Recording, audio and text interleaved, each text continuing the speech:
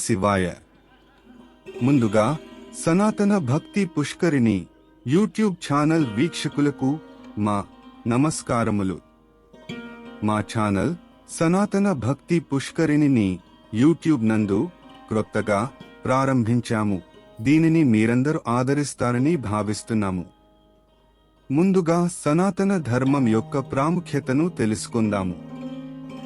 సనాతన భక్తి మరియు ధర్మం ఒక మహత్వపూర్ణ భాగముగా భారతీయ సమాజంలో ఉంటాయి. ఈ సాంస్కృతిక భావనలు మనమున ఆవరించడానికి, మన జీవితాలను చైతన్యపరచడానికి ఉంటుంది. సనాతన భక్తి ఒక వ్యక్తిగత అనుభవముగా ఉంటుంది. అది ఒక ఆధ్యాత్మిక సంబంధము, ఒక నిశ్చయము మరియు మన అసలు స్థితిని పేర్కొని దేవునితో సంబంధం చేస్తుంది. అది సనాతన ధర్మంలో ఆధారభూతముగా ఉంటుంది.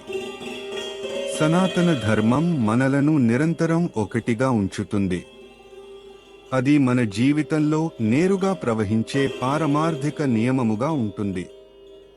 మన మార్గంలో మన క్రియలు, మన విచారణలు, మన నడవడం అన్నీ అదికి సంబంధించినవే. సనాతన భక్తి మరియు ధర్మం మానవ సమానతకు గౌరవం ఇస్తుంది.